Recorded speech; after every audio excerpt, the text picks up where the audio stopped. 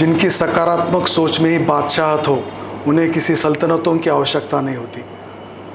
सत्तेच्या पदावरती असो किंवा विरोधी पक्षात असो, काही व्यक्ती कायम चर्चेत राहतात। लोकांमध्ये त्यांच्याविषयी सकारात्मक आणि नकारात्मक दोन्ही प्रकारची चर्चा होत राहते। स्मृतिशेष डॉक्टर शंकररावजी चव्हाण, स्मृतिशेष प्रमोदजी महाजन, सन्माननीय स्मृतिशेष गोपीनाथरावजी मुंडे आणि स्मृतिशेष विलासरावजी देशमुख यांच्यानंतर मराठवाड्याचा भूमिपुत्र दिल्लीच्या राजकारणामध्ये झेप घेतो असं एकमेव नाव बघायला मिळतं, ऐकायला मिळतं, ते म्हणजे सन्माननीय अशोकराव चव्हाण। महाराष्ट्राचे 2 वेळेला मुख्यमंत्री राहिलेले आणि जवळपास महसूल, उद्योग, सार्वजनिक बांधकाम यासारख्या महत्त्वाच्या खात्याचा अनुभव असलेले, विधान परिषद, विधानसभा, लोकसभा आणि राज्यसभा या उच्च सदनाच्या 4ही सदनांचा अनुभव असणारे सन्माननीय अशोकराव चव्हाण आज पहिल्यांदा राजमुद्रा न्यूज लाईव्हच्या स्टुडिओमध्ये उपस्थित आहेत। डॉक्टर सुजित येवलीकर त्यांनी यांच्याशी साधलेला हा मुक्त संवाद आपण ऐकूयात। काय म्हणालेत अशोकराव चव्हाण येणाऱ्या विधानसभा निवडणुकीच्या आणि एकंदरीतच नांदेडच्या विकासाच्या अनुषंगाने राजमुद्रा न्यूज लाईव्हच्या या स्टुडिओमध्ये। तर दर्शको, आज आपल्या स्टुडिओमध्ये नांदेड जिल्ह्याचे सर्वात मोठे नेते तसेच महाराष्ट्राचे लाडके माजी मुख्यमंत्री अशोकरावजी चव्हाण आपल्यासोबत आहेत। त्यांच्याशी थेट आपण दिलखुलास अशा गप्पा मारणार आहोत आणि आमच्या चॅनलच्या माध्यमातून आपले काही प्रश्न असतील तर आपण आवर्जून आम्हाला कळवा। चला तर मग साहेबांशी आपण गप्पा मारूया। सर, आपलं स्वागत आहे। नमस्कार। नमस्कार सर, आताच लोकसभा निवडणूक झाली, त्यामध्ये इंडिया आघाडीने दमदार कामगिरी केली। त्या कामगिरीच्याच आधारावर विधानसभेतही ही कामगिरी इंडिया आघाडी करू शकते का? आपल्याला काय वाटतं? हे दमदार आघाडी म्हणता येणार नाही, कारण भाजपने एकूण ज्या जागा जिंकल्या त्याची तुलना इंडिया आघाडीने सर्व जागा जिंकण्याची गोळाबेरीज केली तर भाजपाने इंडिया आघाडीपेक्षा सगळ्या एकत्र जरी केल्या तरी गोळाबेरीज केली तर मोदी साहेबांच्या नेतृत्वाखाली भाजपने जे काही आगेकूच केली आहे ती आकडा त्याच्यापेक्षा जास्त आहे। त्यामुळे दमदार आगेकूच म्हणता येणार नाही। यश बऱ्यापैकी मिळालं हे नाकारता येणार नाही, पण आकड्यामध्ये जी गोळाबेरीज केली तर भाजप इंडिया आघाडी त्या सर्व घटकांपेक्षा जास्त जागा जिंकल्या। त्यामुळे ठीक आहे, निवडणुकीमध्ये प्रयत्नांची पराकाष्ठा करावी लागते। लोकांची काय कल आहे, लोकांच्या काय अपेक्षा आहेत, ते सर्व पाहूनच निर्णय इलेक्शन होतं। आणि म्हणून मला वाटतं की आज सत्ता तिसरी वेळ मोदी साहेबांच्या नेतृत्वाखाली देशामध्ये आज केंद्र सरकार आलेलं स्थापित झालेलं आहे आणि एक रेअर ऑपॉर्च्युनिटीला म्हणू आपण, म्हणजे पंडित जवाहरलाल नेहरू नंतर ही हा पहिलाच दुसरा प्रसंग आहे की ज्या वेळेस देशाला तिसरी वेळ तोच पंतप्रधान यावेळेस मिळतो। म्हणजे थर्ड टाईम आहे की नरेंद्र मोदी या देशाचे पंतप्रधान झालेले आहे। तर एक मला वाटतं एक कोइन्सिडन्स म्हणा किंवा काय, पण BJPने तिसरी वेळ देशाचे सूत्र स्वीकारलेली आहे।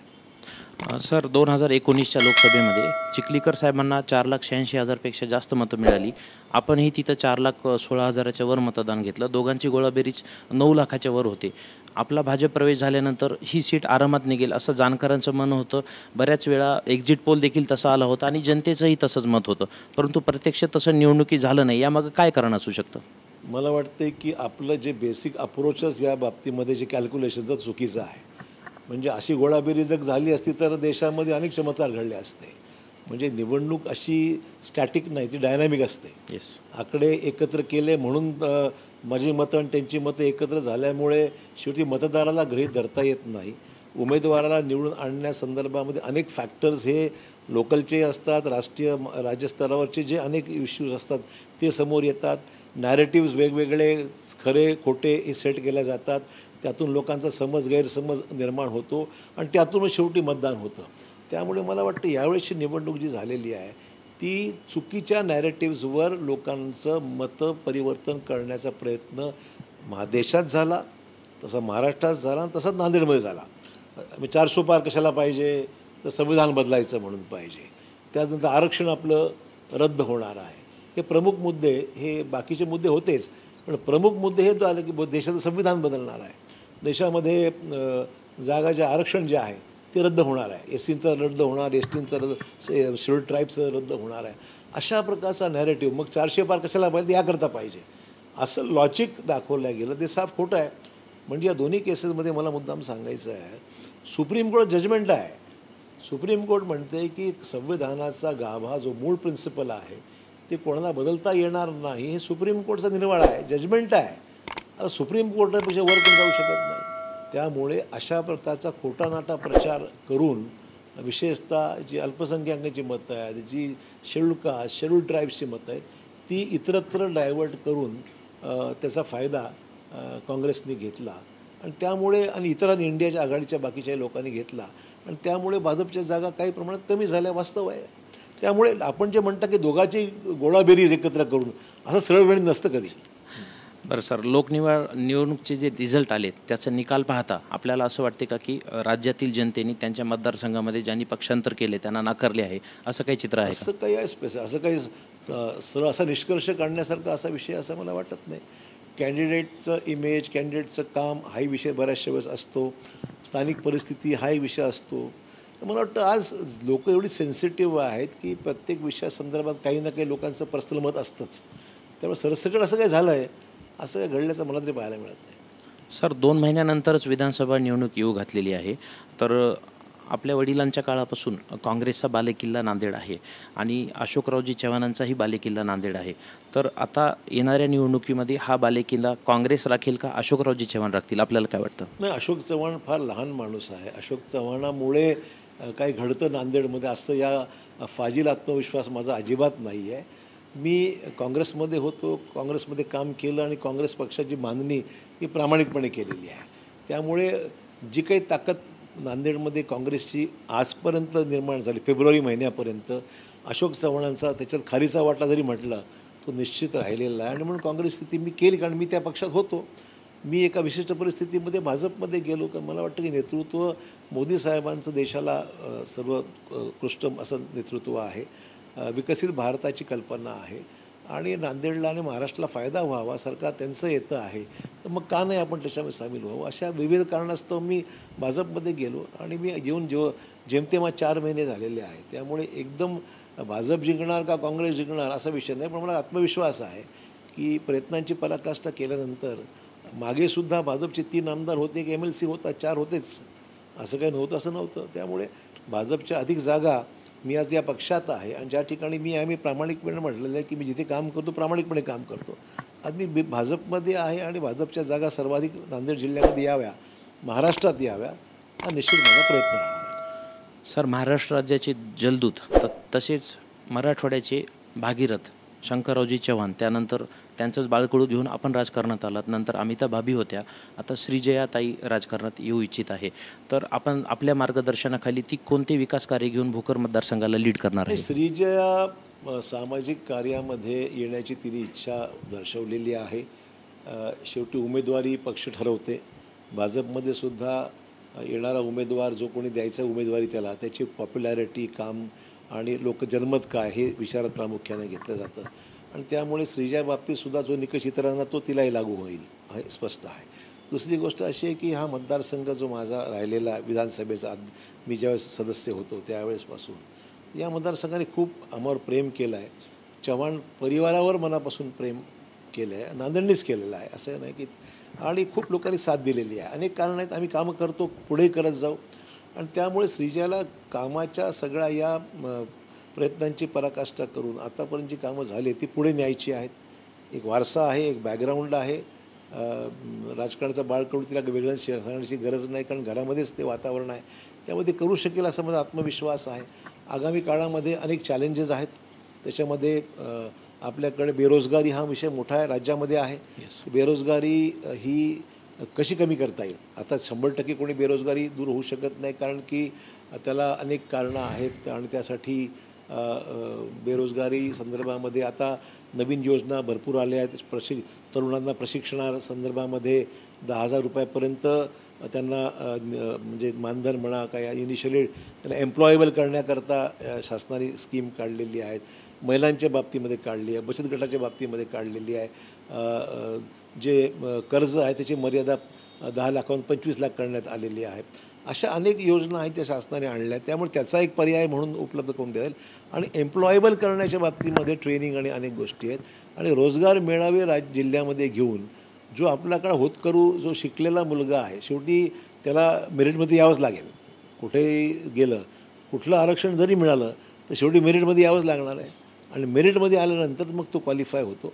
आपण प्रयत्न करू की आपल्या भागातली जी मेरिटची मुलं आहेत त्यांना तिथे संधी दिली पाहिजे आणि जे काही कारणास्तव ॲव्हरेज आहेत तर त्यांनासुद्धा सेल्फ एम्प्लॉयमेंटच्या बाबतीमध्ये कसं पर्याय, कारण शेवटी काय सगळेच काय मेरिटमध्ये येत नाही, मर्यादा आहेत, घरची आर्थिक परिस्थिती आहे, अनेक फॅक्टर्स असतात की सामान्य कुटुंबातले व्यक्तीसुद्धा स्ट्रीट लाईट खाली बसून अभ्यास करून सुद्धा मेरिटमध्ये आलेली मुलं आपल्याकडे आहेत. म्हणजे गरीबातली गरीब होऊन UPSC MPSCला पास होणारी मुलं आपल्याकडे आहेत. त्यामुळे आपल्याकडे गुणवत्तेमध्ये कमी नाही आहे, परंतु घरची आर्थिक परिस्थिती अनेक विषय असतात. त्यामुळे कदाचित तो मेरिटमध्ये येण्यात कमी पडत असेल तर मग त्याला सेल्फ एम्प्लॉयमेंटसाठी मार्ग आहेत, स्वयंरोजगाराचा मार्ग त्यासाठी आहेत, महिलांसाठी सुद्धा बचत गटाच्या माध्यमातून अनेक गोष्टी आहेत.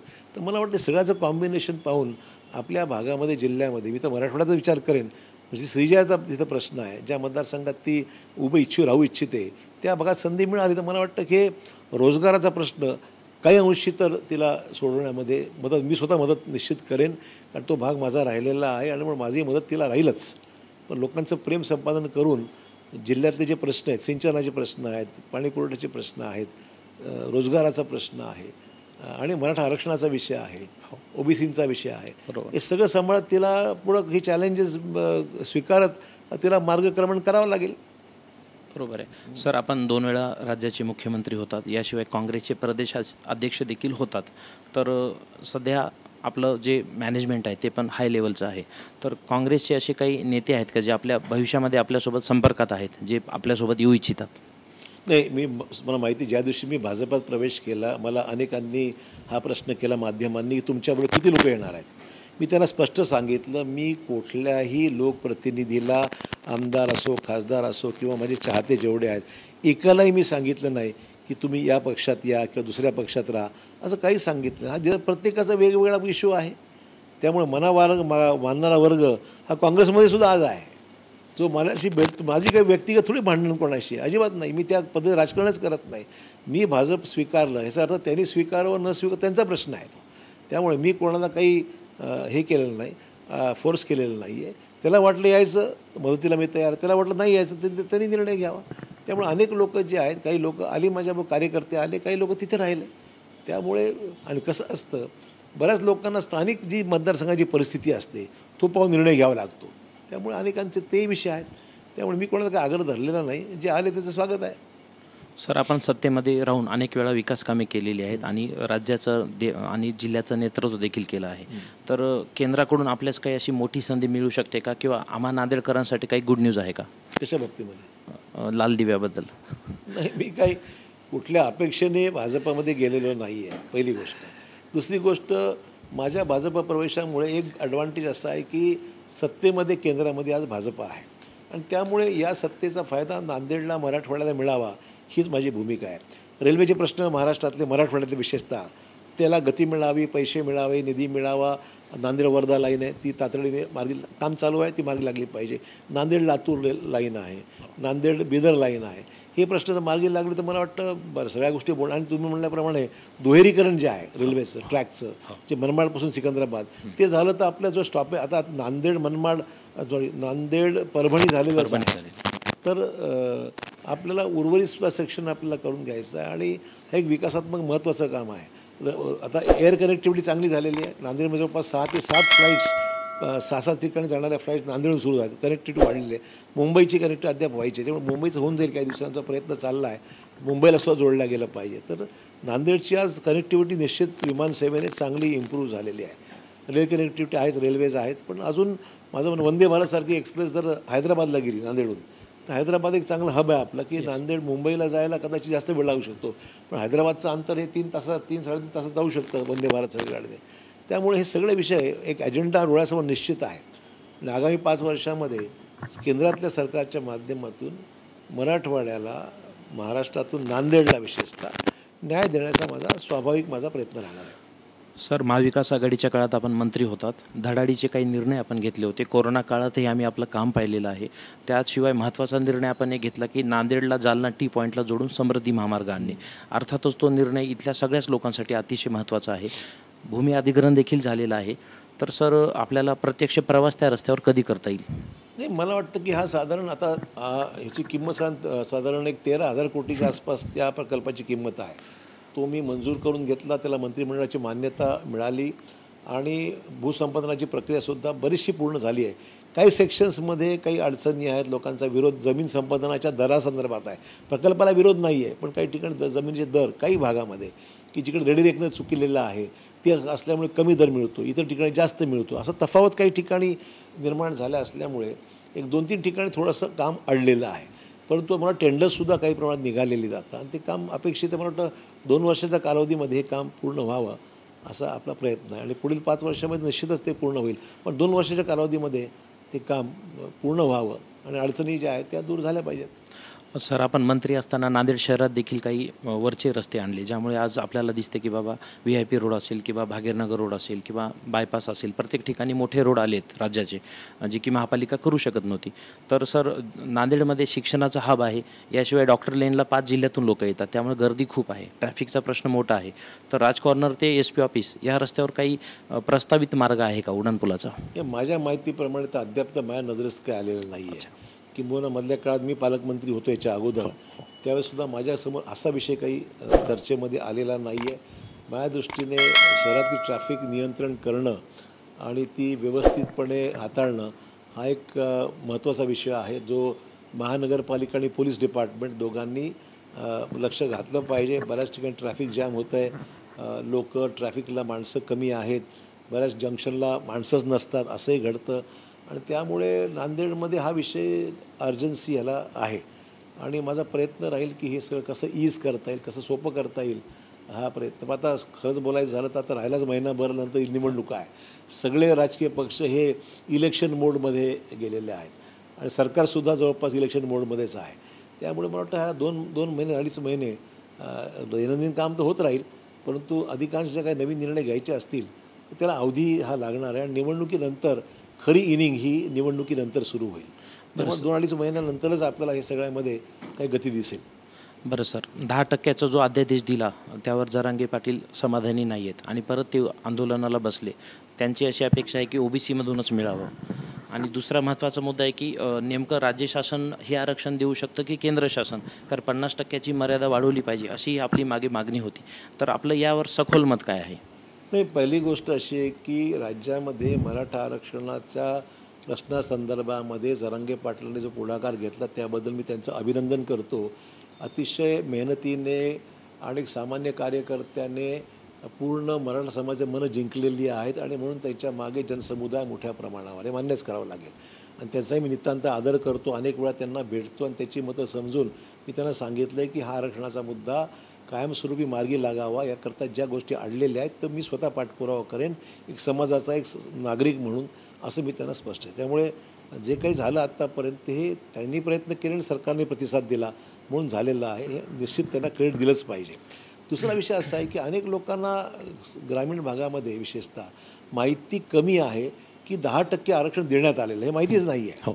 असं आहे की आज एकतर नोकरीमध्ये 10% आरक्षण लागू झालं आहे, पोलीसची भरती झाली त्यावेळेस 10% आरक्षण दिलं गेलेलं, त्यामध्ये जे काही रिक्रुटमेंट झालं त्या MSCBची भरती झाली आहे विद्युत मंडळाची, तिथेसुद्धा आरक्षण लागू झालेलं आहे. अशी शासनाच्या 2 या 4 विभाग जे काय मध्यंतरी या 2-3 महिन्यात जे काही रिक्रुटमेंट झाल्या तिथे 10% आरक्षण लागू झालेलं आहे. त्यामुळे तेच नव्हे, आगामी येणाऱ्या भरतीमध्ये रिक्रुटमेंटमध्ये ते आरक्षण लागू झालं आहे. हे फार कमी लोकांना माहीत असेल किंवा क्वचित समजलं असेल, हे मुद्दा मी लोकांच्या माहितीस्तव सांगतो. हा एक दुसरा विषय. दुसरा विषय आहे की ज्यांच्याकडे कुणबी सर्टिफिकेट होते, जे जुने रेकॉर्ड सापडले, नावासमोर कुणबी लिहिलं आहे, त्यांना सर्टिफिकेट देण्यात आलेले आहेत. त्यांना OBC सर्टिफिकेट मिळालं कारण त्याचं नाव कुणबी म्हणून उल्लेख सापडला तो, त्यामुळे त्यांना सर्टिफिकेट देण्यात आलं आहे, काही प्रश्नच नाही. त्यामुळे तो एक विषय मार्गी लागलेला आहे. राहिला प्रश्न नातेवाईकांच्या बाबतीमध्ये, त्याच्यामुळे जवळपास 6-7 लाख लोकांचे ऑब्जेक्शन्स आलेले आहेत. त्याची प्रक्रिया सध्या सुरू आहे आणि सगळ्यात महत्त्वाचा विषय म्हणजे दुमत कोणाचं आहे याच्यामध्ये? मराठा आरक्षण मिळण्यासंदर्भात दुमत कोणाचंच नाही आहे. आता ग्रामीण भागात जर गेलं, एखाद्या म्हातारा आईला किंवा वडिलाला विचारलं की बाबा तुमचं काय, ते म्हणजे आरक्षण मिळालंच पाहिजे हीच भूमिका आहे, आमच्या लेकराला मिळालं पाहिजे. पण हे समजून सांगण्याची गरज आहे, लेकरालासुद्धा क्वालिफाय व्हावं लागेल. जर माझ्याकडे 100 जागा आहेत, त्या 100 जागापैकी 10 जागा मराठा समाजाला आरक्षित आहेत, पण ते जर माझ्या मुलाला द्यायच्या असतील किंवा मुलीला द्यायचे असतील तर तिला परीक्षेमध्ये पास व्हावं लागेल, उत्तीर्ण व्हावं लागेल आणि उत्तीर्ण होऊन ते 10 जागा ज्या 100मध्ये आहेत त्यासाठी सर्वात जास्त मार्क ज्याला मिळेल त्याला 1 नंबर 2 नंबर अशा 10 जागा भरायला जे काही क्वालिफाय व्हावं लागतं ते क्वालिफाय व्हावं. फक्त हे मराठाच नाही, सगळ्याच आरक्षण SC ST OBC VJNT जेवढी आरक्षणं आहेत त्यांना परीक्षा पास होऊन त्यांना क्वालिफाय झालं तरच जागा मिळेल. म्हणजे असं नाही आहे की मराठा आरक्षण मिळालं म्हणून सगळ्यांना नोकऱ्या मिळाल्या, असं नाही होणार आहे. क्वालिफाय होऊनच ते होणार आहे हे समजून सांगण्याची गरज आहे. ते बऱ्याच ठिकाणी मी लोकांना समजून सांगतो आहे की हे लक्षात ठेवा, आरक्षण मिळालं चांगली गोष्ट आहे. 100मध्ये 10 जागा तुमच्याकरता आहेत, पण 10 जागा मिळवण्याकरता तुम्हाला परीक्षा पास होऊन हायेस्ट स्कोअर तुम्हाला करावा लागेल, तर तुम्ही मेरिटमध्ये याल. विदाऊट मेरिट कोणालाच मिळणार नाही काही, हे आपण लक्षात घेतलं पाहिजे, ही सांगण्याची गरज आहे. आणि दुसरं म्हणजे ज्यांना मेरिटमध्ये येत नाही त्यांना अन्य मार्गाने क्वालिफाय कसं होता येईल, सेल्फ एम्प्लॉयमेंट, स्वयंरोजगाराचा उल्लेख मगाशी केला. अनेक पद्धतीने आणि रोजगार मेळावे घेता येतात, प्रायव्हेट सेक्टरमध्ये जातात, नोकरी मिळू शकते, अशा अनेक गोष्टी आहेत त्या ठिकाणी. म्हणून म्हणतो की हा विषयाची व्याप्ती खूप मोठी आहे, हा विषय समजून सांगण्याची गरज आहे. आता विरोधी पक्ष परवा मुख्यमंत्र्यांनी सर्वपक्षीय बैठक बोलली होती, ना काँग्रेसचं कोणी आलं ना भाजपाचं, ना भाजपचे मीच येता एकटा होतो, भाजपाचा एकटा मीच होतो त्या दिवशी मिटिंगमध्ये बाजू मांडायला. परंतु ना काँग्रेसचं कोणी आलं, ना राष्ट्रवादीचं कोणी आलं, ना शिवसेनेचं कोणी आलं.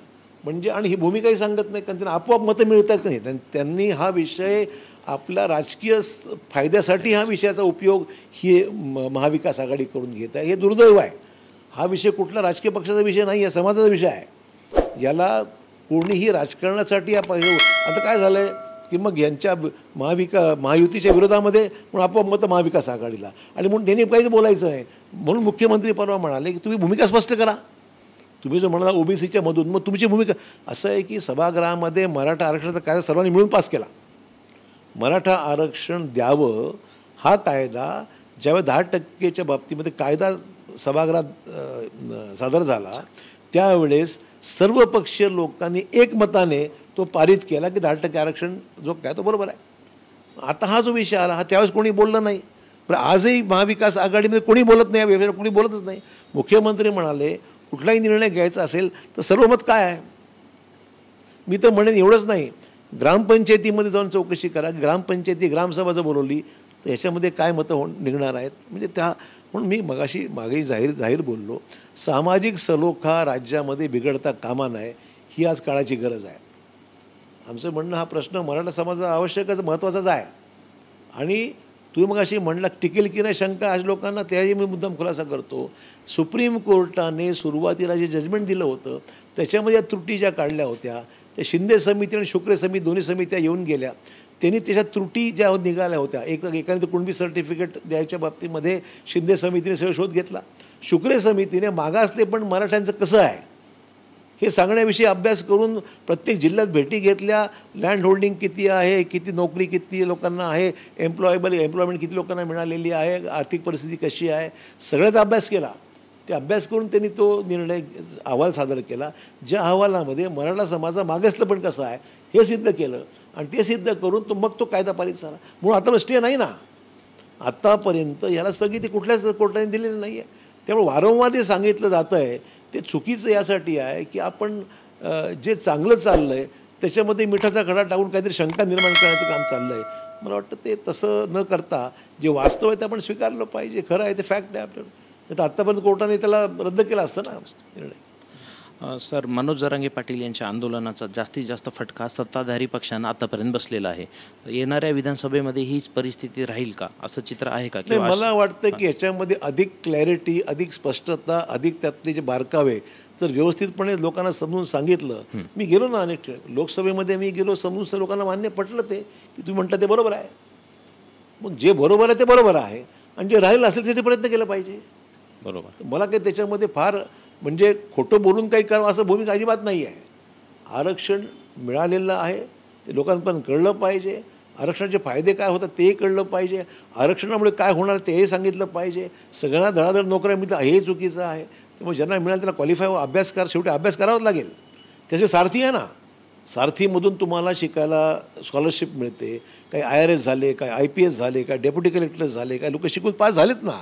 सारथीमधून फायनान्शियल असिस्टन्स घेऊन मुलं पास झाली. अनेक लोक म्हणतात आम्हाला शिकायला पैसे नाहीत, आमची घरची परिस्थिती परवडत नाही, आम्ही कसं करायचं. फारती आहे ते करता. सारथी जे उघडलेलं आहे याकरताच उघडलं आहे की सारथीच्या माध्यमातून लोकांना शिकता आलं पाहिजे, लोकांना अभ्यास करता आलं पाहिजे, क्वालिफाय होता आलं. क्वालिफाय होण्याकरता ती संस्थेचा उपयोग करावा अशी अपेक्षा आहे. त्यामुळे या सगळ्या गोष्टी व्यवस्थित समजून सांगण्याची गरज आहे. आकडेवारीसहित आम्ही सांगू शकतो की राज्यामध्ये किती लोक शिकले, किती लोकांना फायदा झाला, किती लोकांना फीज मिळाली, किती लोकांना एम्प्लॉयबल केलं, किती लोक परीक्षेमध्ये जाऊ शकले. आकडे आहे ना आपल्याकडे, म्हणजे लपून काहीच नाही आहे. तर मला वाटतं की ही दिशाभूल जी होते आहे, राजकारण्यांनी याचा उपयोग राजकारणासाठी जो चालू आहे तो ताबडतोब बंद करावा आणि मराठा समाजाला न्याय देण्याकरता प्रामाणिकपणे प्रयत्न केले पाहिजे. सर, नांदेड जिल्ह्यामध्ये तसेच मराठवाड्यामध्ये आपल्याशी निष्ठावंत असणारे बरेच काँग्रेसचे पदाधिकारी आणि आमदार पण आहेत. हे भविष्यामध्ये आपल्यासोबत येऊ शकतात का, किंवा तशी काही मानसिक त्यांची इच्छा आहे का? मी सगळ्यांनी सांगितलं, मी काही भाजपमध्ये कोणाला एंट्री देऊ शकतो का त्याला, असं काहीच नाही आहे. ज्याची इच्छा त्यांनी तसं करावं, लोकशाही आहे. त्याच्यामुळे ज्यांना यायचं असेल त्यांनी यावं, ज्यांना यायचं नसेल त्यांनी जिथे आहे तिथे राहावं. सर, मनमाड ते अंकाई किल्ला या रेल्वे मार्गादरम्यान दुहेरी मार्ग होणं गरजेचं आहे, कारण की 100पेक्षा जास्त रेल्वे दररोज धावत आहेत. मालगाडींचा पण लोड एक्स्ट्रा आहे. विद्युतीकरणाचं काम बऱ्यापैकी झालेलं आहे दानवेसाहेब असल्यामुळे मराठवाड्यामध्ये. तर सर, हा मार्ग दुहेरी होण्यासाठी अजून काही कालावधी लागणार आहे का, किंवा आपण केंद्रामध्ये? मला वाटलं दुहेरी विषय हा आहेच महत्त्वाचा, परंतु इलेक्ट्रिफिकेशनचं काम मोठ्या प्रमाणावर झालेलं आहे. त्यामुळे आता मराठवाड्यामध्ये कोल इंजिनवर किंवा स्टीम इंजिनचं काय आता गरज पडलेली नाही आहे. आता आपली रेल्वे ही इलेक्ट्रिकल सप्लाईजवर चालू शकेल. ही मला वाटतं बहुतेक ते काम सिकंदराबादपर्यंत झालं. काही मध्ये पॅचेस थोडेफार मधल्यानंतरी पण मला सांगण्यात आलं की ते काम जवळपास आता पूर्ण होत आलेलं आहे. आता लेटेस्ट अपडेट मी घेतला नाही, परंतु काम बऱ्याच अंशी मार्गी लागतं. त्यामुळे इलेक्ट्रिफिकेशन ज्याच्यामध्ये गती वाढू शकते हे काम मार्गी लागलेलं आहे. तेव्हा तो विषय का अडचणीचा नाही आहे. राहायला डबल ट्रॅक जो पाहिजे आपल्याला ती आवश्यकता आहे. ते झालं की आज गाड्या, आता आपण परभणी आणि मुदखेडमध्ये जे डबल ट्रॅक झाल्यामुळे बराचसा कालावधी अर्धा पाऊण तासाचा कालावधी वाचतो आपला, आणि गाड्या पास होण्याकरता क्रॉसिंग वगैरे जो मध्ये त्रास व्हायचा तो आता दूर झालेला आहे. परंतु खरी दुहेरीकरण जे आहे ते संभाजीनगरपासून नांदेड सिकंदराबाद हे झालं तर अधिक गाड्या आपल्याला या भागात देता येतील असं माझं मत आहे. आणि माझं लाँग टर्म विजन आहे. एवढंच नव्हे तर बुलेट ट्रेनसुद्धा आपल्या मराठवाड्यात आली. तशी आज अहमदाबादला मुंबई अहमदाबाद सुरू होते आहे, काम चाललं आहे त्यांचं. पण तर आपल्याला मराठवाड्यात मिळाली. आता जायला मुंबईला 12 तास लागतात आपल्याला. नांदेडहून 12 तास लागतात. विमानसेवा झाल्यामुळे थोडंसं हैदराबाद मार्गे जाता येतं, बँगलोर मार्गे जाता येतं, अनेक विषय आहेत. परंतु मराठवाड्याला जोडण्याचं असेल तर आपली रेल कनेक्टिव्हिटी जी परवडणारी आहे, सामान्य माणसाला विमानसुद्धा आता उडान स्कीममध्ये 5,000 रुपये दिले जाऊ शकतो तुम्ही, 5-6,000 बरोबर अगोदर तिकीट काढलं तर. त्यामुळे उडानमध्ये सुद्धा बराचसा फायदा होतो आहे. परंतु जे 5,000 अफोर्ड करत नसतील तर त्यांनासुद्धा जर स्पीड ट्रेनमध्ये, हाय स्पीड ट्रेनमध्ये पाठवता आलं तर मुंबई वगैरे 6 तासात जाऊ शकू आपण आगामी काळामध्ये. हे सगळे चॅलेंजेस आहेत आणि आगामी काळामध्ये मागे लावून करायची आमची भूमिका आहे शहरप्रतिनिधी म्हणून. माझं लक्ष नक्की राहणार आहे बाबतीत. सर, नांदेड उत्तरचा बराच ग्रामीण भागात शहरामध्ये जोडला गेला आहे. त्यातील बऱ्याच वस्तीमध्ये शहरीकरण प्रचंड झालं आहे. हॉस्पिटलची संख्या पण वाढत आहे, परंतु त्या परिसरात सर ग्रामपंचायत आहे. मग तिथं कचऱ्याचा प्रश्न असेल, स्वच्छतेचा प्रश्न असेल, आपल्या बाजूला गोदावरी आहे, या बाजूला असणं आहे. असं लोकांचं खरं म्हणजे अनेक वेळा लोकांना समजत नाही की ग्रामपंचायतीच्या मर्यादा आहेत, की किती पॉप्युलेशनमध्ये ग्रामपंचायत ताकदीने काम करू शकते. मला आठवतं मी मुख्यमंत्री असताना तरोडा मर्ज मी केली. तरोड्याला वेळ काढली. मी नांदेड वाघाळा जी नगरपालिका आहे, वाघाळा नगर वेगळी केली होती सुरुवातीला. ते लोकांच्या आग्रहामुळे आमची वेगळी ठेवा. त्याच्यामुळे प्रामुख्याने स्पष्टच बोलायचं म्हणजे राजकीय हेतू असतो. त्याला अध्यक्ष व्हायचं आहे, कोणाला ग्रामपंचायत सोयीची सगळ्यात आवडती ग्रामपंचायत. ग्रामपंचायतीचा कारभार सगळा असा म्हणजे जे काही चाललं आहे ते तुम्ही पाहता, मला सांगायची गरज नाही आहे.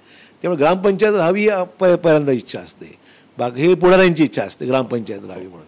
आणि ग्रामपंचायतीला मर्यादा असतात, पैसे कमी असतात, उत्पन्न कमी असतं. त्यामुळे आपण क वर्ग नगरपालिकासुद्धा फार मर्यादा असतात त्याच्या. त्यामुळे वाघाळ्याचा प्रयोग फसला होता आपला. आणि त्यानंतर आम्ही तो मनोहर जोशी साहेब असताना त्यांनी आम्हीच सांगितलं की मर्ज करा. आणि नंतर नांदेड वाघाळा महापालिका निर्माण झाली. तरोड्याचं मर्ज मी मुख्यमंत्री असा तरोडा एक इथे घेऊन टाकला. कारण तरोडा सुरुवात एवढे पैसे लागतील, टॅक्सेस लागतील, अमुक होईल तमुक. आता काय सगळे खुश, दे आर हॅपी. तरोडा नांदेडमध्ये झाले. तरोडा आता नांदेडचा भाग झालेला आहे. तसाच नांदेडच्या अवतीभोवती नागरीकरण खूप झालं आहे. रस्ते लहान झाले, इमारती FSI BFSI पत्ताच नाही, भरपूर बांधकाम झालं आहे. सगळं 90% अनऑथोराईज बांधकाम आहे. ते कसं होतं ते मला सांगायची गरज नाही, सगळंच कार्यक्रम चालू आहे.